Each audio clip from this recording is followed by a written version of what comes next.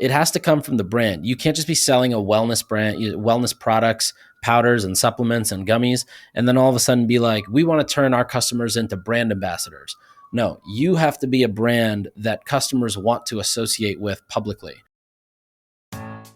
Welcome to Limited Supply, the place for refreshingly real takes on what D2C is really like. I'm your host, Nick Sharma. Let's start talking about money. Have you ever added up all the conversions attributed to each of your paid channels and realized that the sum of those conversions is greater than the actual number of conversions on your site? That's likely because most ad platforms tend to over-report and get more credit than they deserve for the conversions they drive. Today, sophisticated marketers are moving away from attribution and moving toward incrementality testing in order to maximize growth and understand efficiency. To find the incrementality of your marketing tactics, you have to run test and control experiments, but these tests are hard to do on your own, and that's why I recommend using House. With House, you have an automated self-service platform that allows you to configure regional test and control experiments to measure incrementality, identify points of diminishing returns, optimally allocate marketing dollars, and maximize your growth. The platform is built by world-class scientists. It allows you to test all your marketing channels, both online and offline. You can measure the impact across all your sales channels, including direct-to-consumer, retail, Amazon, etc., and you can calibrate your in-platform reporting for incrementality with House. My friend Connor at Hexclad uses House, and he was actually able to share that when they ran an incrementality test around Meta and Amazon, they realized that a lot of their Meta spend was indirectly driving revenue for Amazon. These learnings actually changed their acquisition strategy for Amazon going forward. If you're a seven-figure brand and you're running on multiple marketing channels, I should say if you're at least a seven-figure brand, then you can potentially save millions of dollars by starting an incrementality practice and learn what's truly driving your business. House uses superior science and makes this type of testing accessible, and so I recommend you check them out. Go to house.io/limited. That's HAUS.io/limited to learn more and get a demo. Welcome back to Limited Supply. This is Season 9, Episode 12. This is the final episode of Season 9, which is huge. We're going into the double digits starting the next episode. And I just want to say a big thank you to everybody who's been listening, whether you've been listening from Season 1 or you just started listening in Season 9 or you found me somewhere in the middle around Season 6. Huge thank you to you. Thank you for listening. Thank you for spending your Wednesday mornings or your Wednesday gyms, your Wednesday runs, your Thursday night walks, whatever it is that puts me in your ears. I appreciate the time that you dedicate towards listening to this. I see all the numbers in the back end and, it's sick. We've got such an awesome community. Everybody that I've interacted with who's a listener is an awesome human, very smart, doing cool shit. And it's just cool. We've just got this cool group of elite marketers and operators and founders. And I'm very grateful to be a part of it and very grateful that you're listening. Going into the next season, if there's anything specific that you think I should be touching on more, touching on less, if you want me to bring back a segment, a lot of people have told me they want the Guess That Business segment back, whatever it may be. Even if you just like the podcast and you want to tell me that you like it, I'd love to hear from you. Shoot me an email, just n@sharma.com. That's my real email. I'll see your email. I'll shoot you a reply. Now, before we get into the main podcast for today, couple notes. One, did you guys check out the Q4 Summit? I mean, we got to talk about this for a second. This was crazy. We did this last Thursday, and we had so many amazing speakers come. Not only did we have amazing speakers, which I'll tell you in a second, but we had just amazing sponsors, like everybody from Google to Snapchat to UBS to Recharge to Triple Whale, just the best sponsors that could actually help everybody who came. There was over 500 people who came. We rented out Terminal 5 in New York City. I first went there to see Millennium play a whole set a few years ago, and now we got to rent this out. It was so sick. And then we had the best speakers come. We had Harley Finkelstein, the president of Shopify. We had Keith Raboy, who started OpenStore. We had Ryan, who started Jolie. We had Stuart, who's the CEO of SkinFix. We had Kyle Cook from Loverboy and Summerhouse. We had Sandra Campos, the former CEO of Diane von Furstenberg and now the CEO of PetMeds, which is publicly traded. We had Ezra Firestone. We had the founders of Refinery 29. I mean, we had an insane lineup. And then we had so many others too. But there was such a great group of people who attended. great group of speakers and great group of sponsors. I was really pumped and very grateful that we were able to put this on. So we're going to be announcing the next event for Q1 soon. And so as soon as that comes out, I'll let you know. But if you want to sign up to get the first notice and make sure you get your ticket locked in, it's ecomfounders.com. Okay, last note is, did you check out the new Sharma Brands website? It is sick. It's finally, I'm sure so many of you guys have gone to the Sharma Brands website and just been like, yeah, what the fuck do you guys do? My mom used to say that, and it got on my nerves. So then we decided, you know what? She's right. We need to build a site that actually explains what we do and shows our work and allows us to show off what we did for Taco Bell and Rare Beauty and all these other amazing companies. So if you go to sharmabrands.com, check it out. Let me know what you think. And if anything looks good there, let me know. All right. I don't want to keep you on any longer. Let's get into today's episode. We're going to do a full listener mailbag. So without further ado, let me know what you think. Okay, so for today's episode, we're going to do a listener mailbag. This is what we do on the 6th episode of Limited Supply, and this is what we love to do on the 12th episode of Limited Supply. So how this works is we have a Slack group. It's the Limited Supply Slack group. There's over 5,000 marketers, founders. There's a lot of actually helpful people. I was just reading a post from Chad, who I believe he runs a 3PL or runs a consultancy where he helps brands find the right 3PL. He just dropped a whole essay in there explaining everything about why people are currently having issues with getting their freight in, or just issues in general with 3PL. I guess there's a lot of people right now who are looking for a new 3PL. So he dropped a whole essay in there of how to help. And anyways, all that to say, it's a very helpful Slack group. I highly suggest you get in there. Always lots of good feedback from those who are in there. But anyways, in Slack, right before episode 6 and 12, I always drop in there, hey, drop your questions here. We're going to answer these questions on Limited Supply in a listener mailbag episode. So that's how we got here today. If you want to get on that Slack group, go to slack.limitedsupplypod.com. You'll see a link there, or a button rather, in the hero. Click that button, takes you to an Airtable form. You fill that out within 24 hours. You're in the Slack. There's lots of programming in there, etc. So it's actually a good thing. I would join it. I'm in it. So, all right, let's get started. So first question. With the increasing prices of paid advertising, what are you doing to bring more organic traffic to your storefront? Are you doing anything to turn your customers into brand ambassadors? Okay, let's break this down into two parts: more organic traffic opportunities and turning customers into brand ambassadors. So on the more organic traffic opportunities, one that comes to mind, the first thing that came to mind was YouTube influencer ads. There's a company that I've worked with before called Centus, and one thing that he taught me was that the beauty about YouTube influencer ads is that link stays there forever, right? It stays at the top of the description. And so whether somebody is watching a video about personal finance today and sees an ad for Hint Water, or they watch that video 3 years later, they're still going to see that ad for Hint Water. YouTube influencer ads actually do a great job of driving organic traffic when they're placed properly. You don't want to be putting it into content that's not necessarily evergreen content. Evergreen content is the best type of content to sponsor because you reap the rewards pretty quickly, right? When you make the buy smart. And then for the next couple of years, you also reap those rewards. In fact, I think it was Austin at Morning Brew told me that he loves doing this because he will get his investment back almost immediately from YouTube audiences or the viewers who are watching and clicking the links. But then he still sees these subscribers come into Morning Brew from Morning Brew ads on YouTubers from months ago. So highly recommend YouTube influencer ads. Another one, obviously, blog content, SEO stuff, like do your SEO and blog stuff. I'm not an expert in SEO, but I do know that when you set up content portions of your site, such as a blog, one, you can make those extremely, you can easily reverse engineer what people are searching and how that then leads to traffic on your site, which then leads to a sale. But two, most people put up blog content, they never really share it. Or they sort of share it, but they share it in a bad way. So I remember when I got to Hint, their entire Twitter feed was just like blog links, and the words in the tweet or the Facebook post were just the title of the blog post.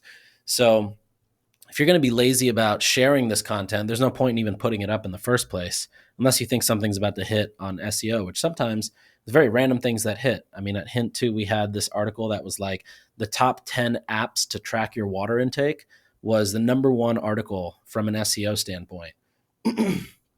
But going back to distributing the blog content, you really have to get creative with how you are putting it on these platforms. So obviously, you have a piece of blog content that goes up. You can't just share the link on Twitter and Instagram stories and a Facebook post and expect that people are going to come, right? You've got to now you've got something. You've now got to go into these platforms and figure out what is your hook, or how is it that you're going to actually get traffic out of this. And so a brand that actually does this really well, specifically around Twitter stuff, is Topicals, which is a skincare brand. They crush the Twitter game. They get a great amount of engagement, but also they have different creators they'll work with who will write full threads out explaining things. And so again, Threads, back to Twitter, is a great example of being native to the platform that you're trying to recruit traffic from. Same thing goes with Instagram stories. You have to have content that's like interesting so that somebody wants to go and find that link and then click it. In my opinion, every time you put up an article, you should have a thread on Twitter. You should have a shortened version on Medium. You could have the founder post something on LinkedIn that's kind of a blurb leading to the article. You should have a TikTok or 2 or 3 that explains why it's important to read, and maybe a fun fact or tidbit from the piece, and how people can easily go read it, maybe with a vanity link instead of just telling people to click the link in your bio.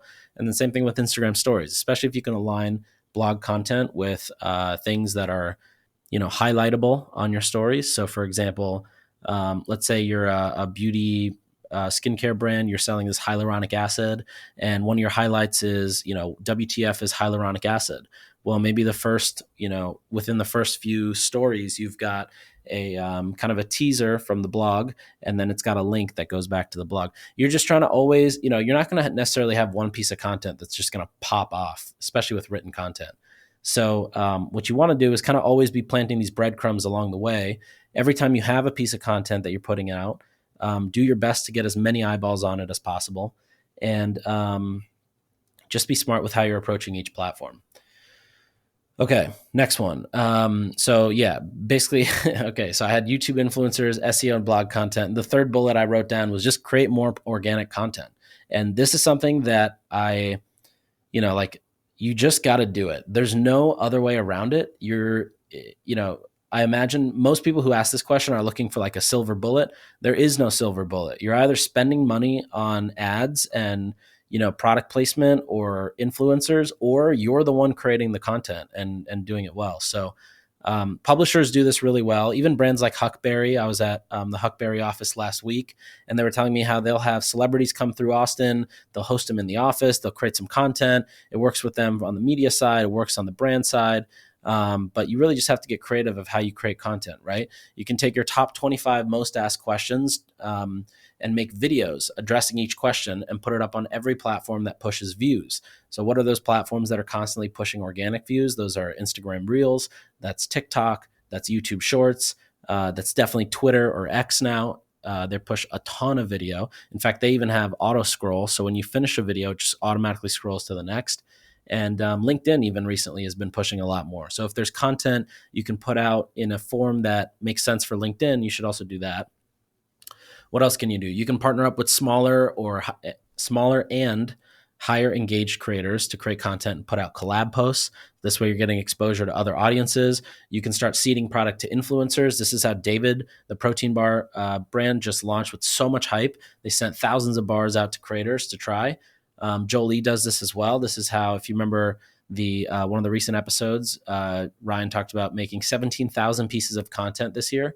That's all from properly seeding creators. You could create campaigns. This is something that I really am a fan of. This is something that doesn't cost anything, right?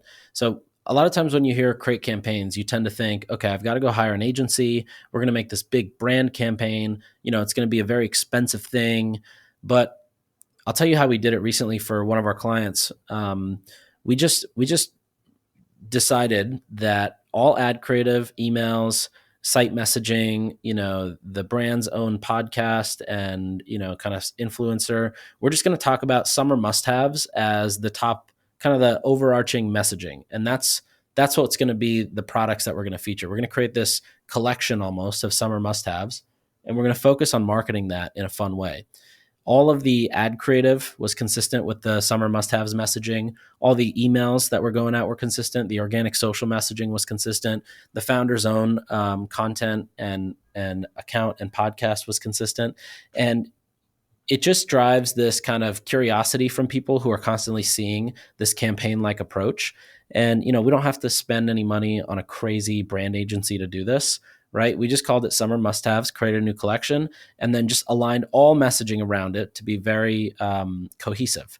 So that's another easy one. It gets people very interested. And then kind of another sneaky one is whitelisting ads, and specifically advertorials, because a lot of people who read good advertorials, meaning advertorials that have legitimate story versus just, kind of like a fake review, kind of like fake UGC is, which we'll talk about in a second. Good advertorials get a lot of organic social shares, and there's a lot of traffic that you get as a benefit of a good advertorial. I remember we had this one advertorial, and for every like that we got a share on the ad. And so that was a great source of driving shares and organic traffic. And then once people got to the article itself, they were always clicking the Facebook share button. So those are kind of how I would think about more organic traffic opportunities. And then let's talk about turning customers into ambassadors. So again, this is another one that I think a lot of people look for a silver bullet, but there really isn't one. There's obviously software that can help you do this, right? Whether it's Superfiliate to create those branded experiences that customer turned ambassadors can share, or you can set up a referral program that, doesn't suck, which is hard to find, to help keep track of that stuff. But this is really something that I feel, turning customers into brand ambassadors is something that has to come from the brand. And the brand has to be the one that people want to outwardly associate with, either because it makes them feel good about themselves being associated, or because there's something else in it for them. For most modern day brands, that's either an emotional tie. For example, I love this brand because they use their profits to help those with mental health issues, and that's something I'm passionate about as a consumer. Or because being an ambassador for Jolie or Revolve or Viore just aligns you with being, a hot girl who does hot girl shit. You know what I mean? So it has to come from the brand. You can't just have, you can't just be selling a wellness brand, wellness products, powders and supplements and gummies, and then all of a sudden be like, we want to turn our customers into brand ambassadors. No, you have to be a brand that customers want to associate with publicly, right? It's the same concept of a retweet on Twitter or a reshare on Facebook. I don't know what Facebook calls it, but it's this concept of somebody's gonna put something else on their own real estate, right? On Twitter, that's a retweet on your timeline. In this case, customers becoming ambassadors think of it as like a customer turning into a billboard, right? That's still real estate. And so if you are going to ask somebody to basically take up some of their real estate, you need to be cool enough to where they want to do that. It really stems from the brand. I don't think that there's a silver bullet strategy here. There's definitely ways, if you're not that kind of a cool brand, to make yourself a cool brand. But there is no one software that's going to turn you into a, ambassador or a referral machine. It's just not going to happen. Okay. Question number 2, what are some omni-channel options for bringing in new customers aside from Meta, ambassadors, TikTok, TikTok Shop, Google, and DMing and messaging bots? Well, kind of combining TikTok Shop and messaging bots. I don't know if you've seen the Superfiliate DM product, but basically you can go into TikTok Shop and rapidly recruit using Superfiliate's DM product, a DM bot. There's also a company called Tilde that was launched by Mark, this guy Mark, who started Braze. Allows you to converse with customers on WhatsApp. It's great for out-of-home campaigns and for helping customers in store if they have questions. But, here's the thing. You can get new customers in tons of different ways. Out of home, ads, you could do events, you can combine influencers and events, which is a great combo for driving intent. You could run TV ads, podcast ads, Amazon ads. There's so many things you can do. And truly, you got to figure out what works for you, right? This is where I believe this episode is still sponsored by House. This is actually where a product like House comes in handy, because you can run a segmented test and actually understand what incremental lift did podcast ads actually drive in retail or online or on Amazon. Or, if you run an isolated TV test with House, you can understand, okay, TV, what did that do to the D2C brand? Did it drive more traffic? Did it drive more sales than the average, comparing it to the group that's not exposed to TV? Did it do the same thing for Amazon or for retail? So the truth is, there's so many options of what you can do. You really just got to make sure you're measuring it properly. And, considering that you asked this question being omnichannel and outside of Google and TikTok and Meta, I'm assuming you're in retail stores on Amazon and spending a good amount on advertising. So I would figure out some sort of a system like House where you can actually understand the impact it has, and then test a bunch of things and place your bets where you think your customers are first. But then from there, start testing other things and measuring it. Okay. Question number 3. Do we think UGC, which stands for user-generated content, is starting to die? Some brands have noticed UGC underperforming compared to static images. If UGC doesn't work for video, what's the next best thing? First of all, static images, undefeated. You know what I'm saying? Open up Figma, make yourself a few templates. You can actually buy Facebook static ad templates on the internet. And I'm sure there's a bunch of great people in this community that have these things for sale. Or I bet in the Slack community, if you just go ask, some people would be down to just share their Figma templates. Now, why do I love statics? Well, because one, it takes literally 30 seconds to make a static ad, especially if you've already got a template. It takes 30 seconds to make the ad and export it, and maybe another 5 minutes to put it up in the ads manager and get it live. 2 is the CPMs tend to be really cheap on static ads. So unlike with video or, whitelisting ads, you're still paying a little bit of a higher CPM than just with static ads. And 3 is, I'm just going to go back to 1 and 2. It's really just about speed. You can get it up and you can get it live and you can quickly see what's working. And depending on how much you're spending, you might know within a couple hours if it's going to hit or if it's not going to hit. But all that said, I don't think UGC is dead. I think the fake influencer era of UGC content has died. I don't think anybody wants to see fake wannabe actors try to sell you some high margin wellness supplement. However, when it's UGC, meaning user generated or created by a customer that is a true customer, verified purchase, used the product, found a real need, found a solution within the product, then I don't think those are dead. In fact, I think those work really well. The organic customer videos and reviews, whether you create a compilation out of it, whether you whitelist an individual customer's account and kind of chop up their video differently, those still work. They also have to be realistic though, right? That's what makes bad UGC, right? You've got this failed actor out of Hollywood. Sorry, this is kind of mean, but it is true. It's true. And they're just like, they open a box and, they start the video, let's unbox my new filtered shower head. I'm sorry, nobody cares about unboxing a new filtered shower head. But if it's a real customer and they start the video talking about how they used to have crazy eczema and they couldn't figure out what was causing it, finally they, led them to a filtered shower head, that's a lot more interesting. But those things only come from real customer stories. So take what you want from that. But I don't think UGC is dead. I think fake UGC is dead. I think real UGC is very well alive and still performing. All right, I need to interrupt this podcast to ask you a very important question. Have you ever wondered how much of your DTC ads, the ads going directly to your website, are impacting other sales channels in your business? For example, even with YouTube showing a 0.8x ROAS in platform, do you understand the impact that it has on driving sales in Target or Amazon? Chances are, unless you have an incrementality practice in place, it's hard to understand the impact of your ad dollars at a true incremental view, meaning that even though the YouTube might show a 0.8x ROAS, it's driving incremental sales to Target and Amazon, and therefore YouTube has a true incremental ROAS of 2.2x. Recently, with one of my favorite brands, Inkbox, House ran a test, and when they looked at Snap ads, it drove a 5% revenue lift on their DTC business. However, when they ran an incrementality experiment, isolating a control and expose group to the Snap ads, they saw that Snap delivered an 11% lift on Walmart sales and an additional 5% lift with Amazon sales. Experiments like this are so necessary when you have more than 2 channels of marketing or 2 channels of sales and distribution. In-platform reporting over-reports itself because they look for correlation, not causation. This specific case study or use case alone is why I recommend you get a demo of House. House is a self-service, automated, easy to set up incrementality and experimentation platform. It's built by the best scientists and economists and is trusted by leading brands to understand a marketing channel's true impact. If you're a 7-figure or larger omni-channel business, I highly recommend you spend 15 minutes, check out a platform demo of House. It blew my mind when I first saw how easy it was to set up the experiments, and I'm sure it's going to do the same for you. Go to house.io/limited to learn more. That's haus.io/limited to learn more. Okay, next question is, first BFCM, Black Friday, Cyber Monday advice. Should I keep it simple or should I try a variety of strategies to learn what works best?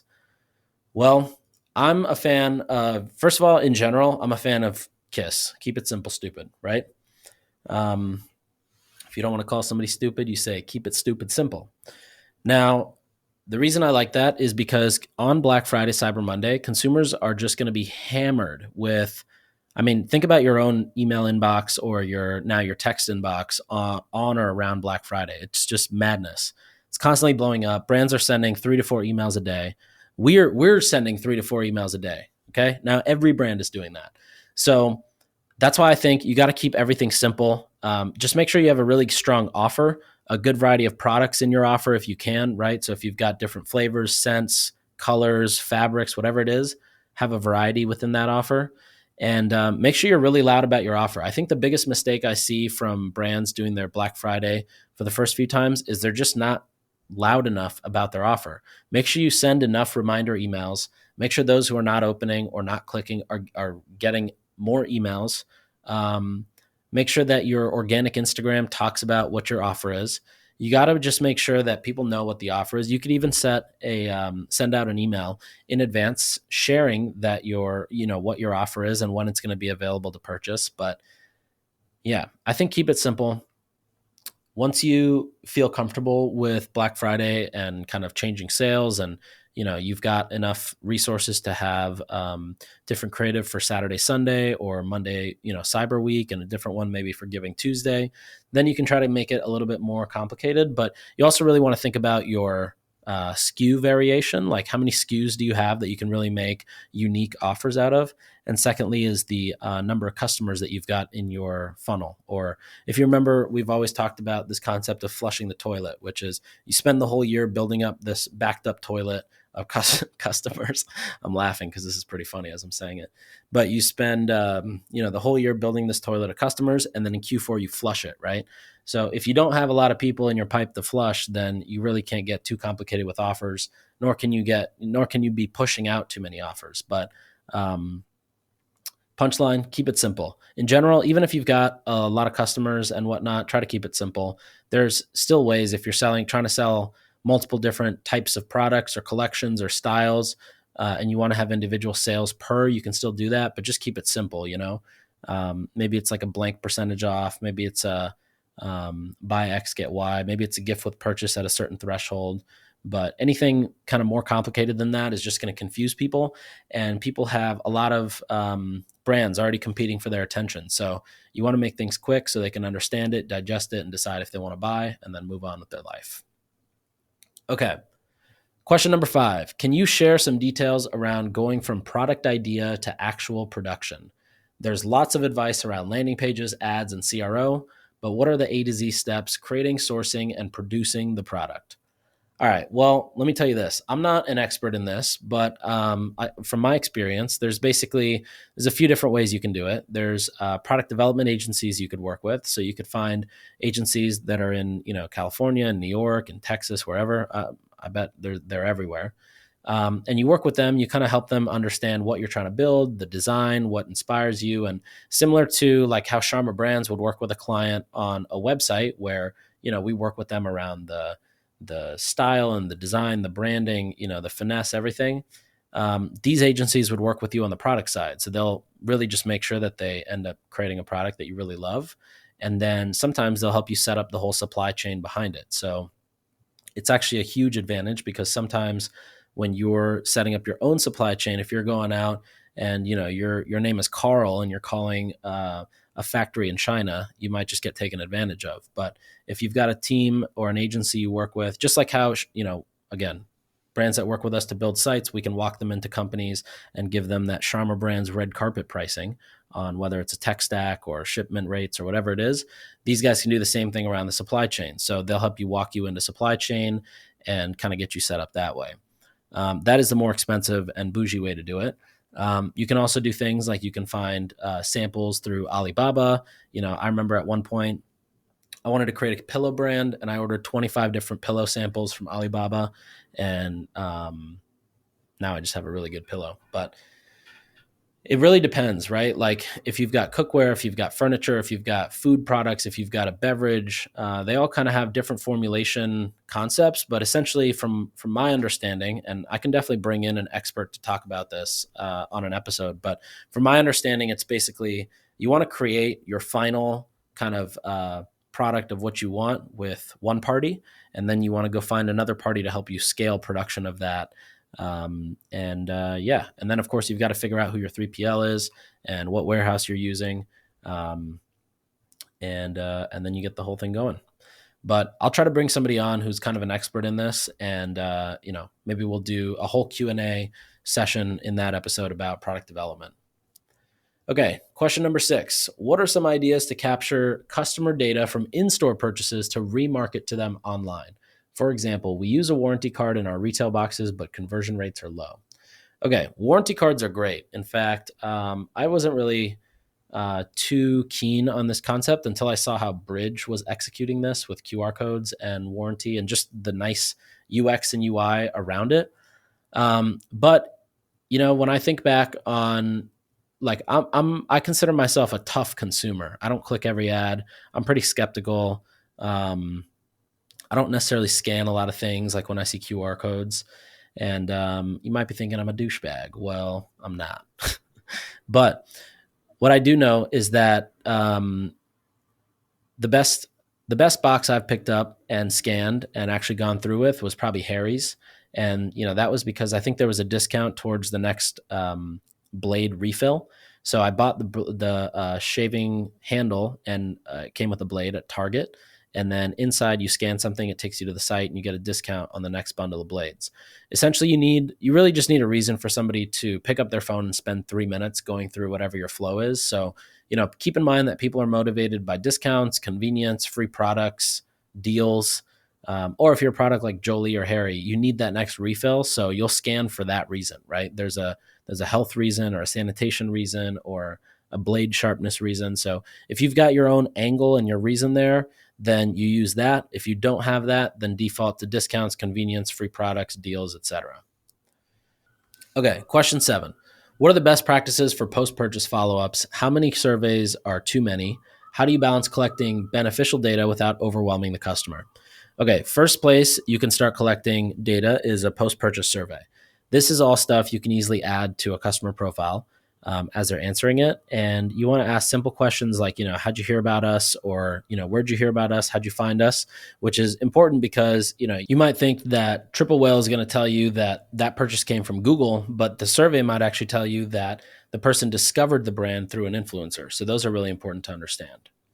Second is, that's really the first place you want to start asking. Oh, and then of course you can ask questions like, how long did you hear about or how long have you known about our brand before making a purchase? Who are you buying the product for? If they say it's for somebody else, you can ask, okay, well, who are you gifting it to? So there's different things you can ask. You can ask them, what motivated them to buy the product, or what reason are they buying the product for? And you can kind of put what you think your 3 or 4 top answers are, and then leave an option for other. However, after the post-purchase survey, it really depends on what you're selling.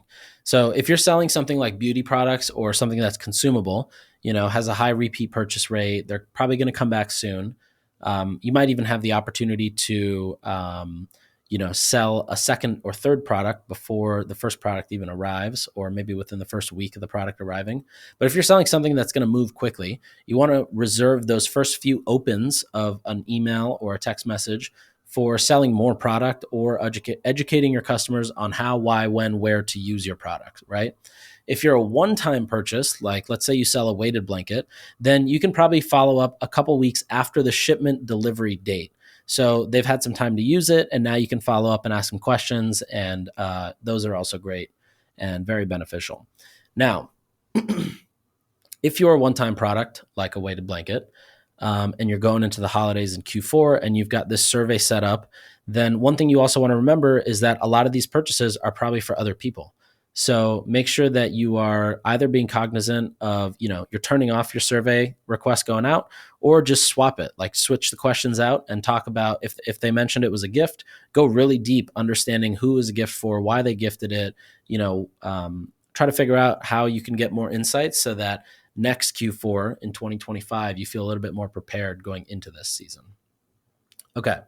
Question number 8. How do you balance brand versus performance marketing? Are they opposed, or is there strong overlap? When should a brand focus on awareness versus direct response?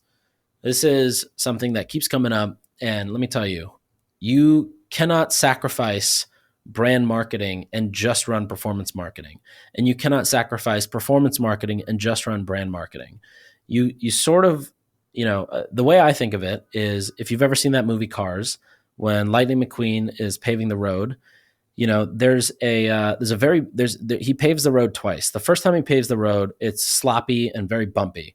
And when Tow Mater is driving on the road, it's very, bouncy, and like all his rusty car parts start falling off.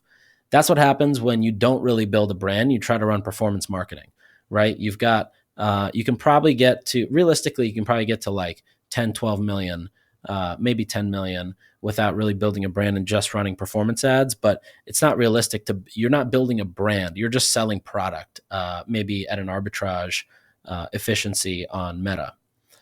The second time Lightning McQueen builds that road out, it's very smooth.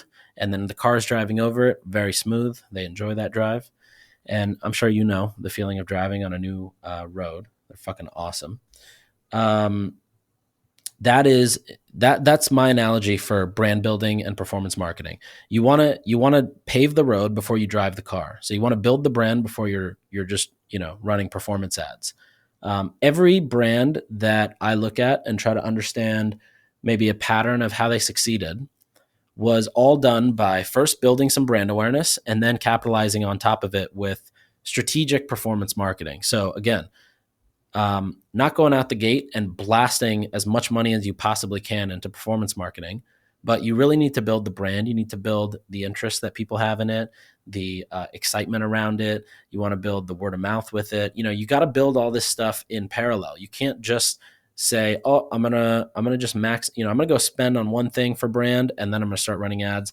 No, you got to build up the whole thing. Just the same way, think about performance marketing, where you're not just gonna run ads to a shitty site. Nope. You're going to run ads. You're going to have good creative. You're going to have a good email pop-up. You're going to have a good landing page. You're going to have a good offer. You're going to have a good post, site abandonment email follow-up. You're all building those together, right? You're not going to just have a lopsided funnel where one thing is really good and the other stuff is really bad. The same thing on the brand side. You've got to really approach it strategically. And if you think about it, ask yourself, what are you selling?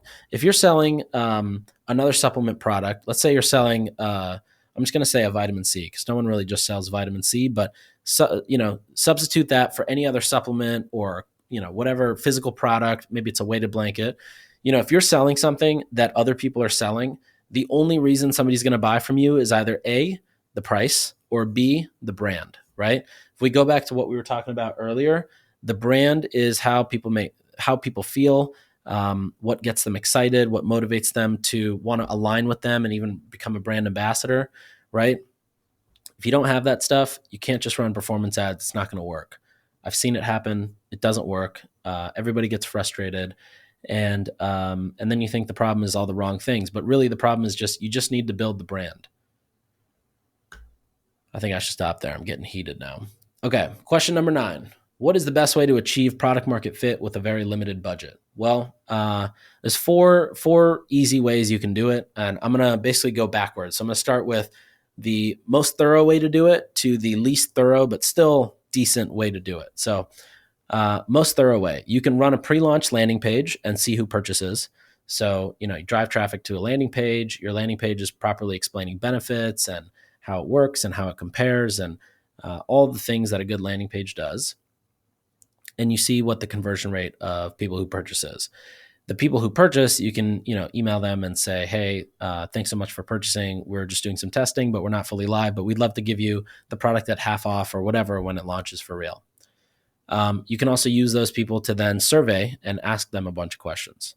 Now, the only downside, it is the most thorough, but the downside is because you're going for people who are purchasing, you're fully paying, full on CPAs to get that, right? It's not just CPLs, it's full CPAs, meaning you're paying Meta or wherever you're driving traffic to acquire a full customer, which is obviously more expensive. Now, the second way to do it is you run a pre-launch landing page and see who gives you their email. So you have a landing page, it talks about the benefits, kind of all the similar things, but you have an email collection or email submission. This is what Jolie did with the water report. They saw an insane success rate there, which is why everybody started to believe in it so much right away. Again, here you're not getting the purchase, but you are getting an email. It's it's still a great signal, but it's not as high intent, right? Third one, you can run a pre-launch landing page and understand the click-through rate from Meta ads. So you're not even really spending toward collecting emails, but you're more so just understanding what kind of messaging or is this messaging even interesting or relevant to the market by looking at click-through rate. And then the fourth way, which is the what I call the broke man's way to do it, which mad respect to those who do it this way, because this is honestly the best way to do it, in my opinion, is you just put out content or on organic platforms and you see what resonates with the market. Strawberry Milk Mob, I've talked about that brand before. That's exactly what they did, and she's crushing it. Okay, question number 10. What are best practices for SEO and Shopify brands, particularly for site architecture, backlink strategy, and image alt text? Is filling out image alt text still important with AI advancements? If I'm being completely honest, I'm not the SEO expert at Sharma Brands, but I will get this question answered, and it'll either be in a newsletter, or maybe what I'll do is I'll bring an SEO expert on the podcast next season, and we'll just go super deep on how you should be setting up SEO as a Shopify brand. What are all the things you can do to maximize SEO? And for those who are on a more constrained budget, if you can't afford an SEO agency, what are the things you could be doing in-house or with a contractor? So maybe we'll do that for next season. Okay, last question here is question 11. This is unfortunately all the time we've got for today. Question 11 says, advice for solopreneurs trying to run a profitable top of funnel Facebook ads product. His products have an AOV, or different products retail at $35, $39, and $120 with an 80% margin. They're not consumable and they have a low repeat purchase due to their high quality. What is the best campaign structure, necessary budget to test and get out of the learning phase, targeting, and how to set up and run tests on creative and copy? Okay, here's the thing. Realistically, this is not a Facebook friendly product or Facebook friendly setup, right? I mean, if you're at 35, 39, and 120, let's say your AOV is 37, right? 37 with an 80% margin puts you at a margin of just under $30. So let's say 29. Now out of $29, you've got to pay all your bills yourself and Facebook.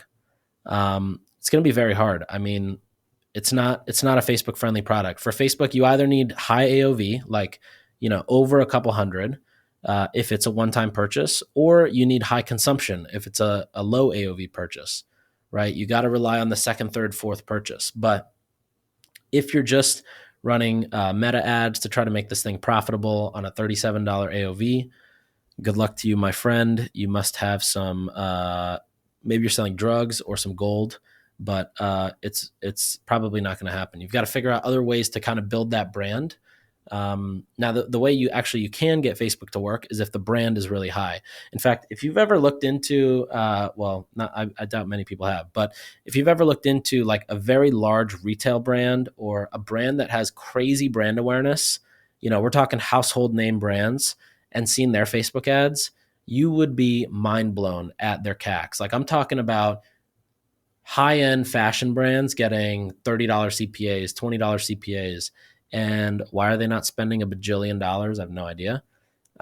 But that said, it just goes back to saying you need to have the brand awareness to make your performance ads work properly. So in this case, trying to run a $37 AOV with performance only on Facebook, it's not a good setup. You're just going to be kicking yourself in the foot. Take that time and that intensity that you would put towards that and put it towards something that would work with Meta, or you figure out how to build the brand otherwise. Okay, that's all the time we've got for today. I hope today's episode was interesting. Shoot me an email, n@sharma.com. Let me know what you're excited about for next season. That's going to be starting in a couple of weeks. And I'll see you when I see you soon. Thanks for listening. We'll be back next time to cut through the noise on CPG, retail, and e-commerce. If you enjoyed this episode, why not share it with a friend? And be sure to subscribe wherever you listen so you don't miss the next one.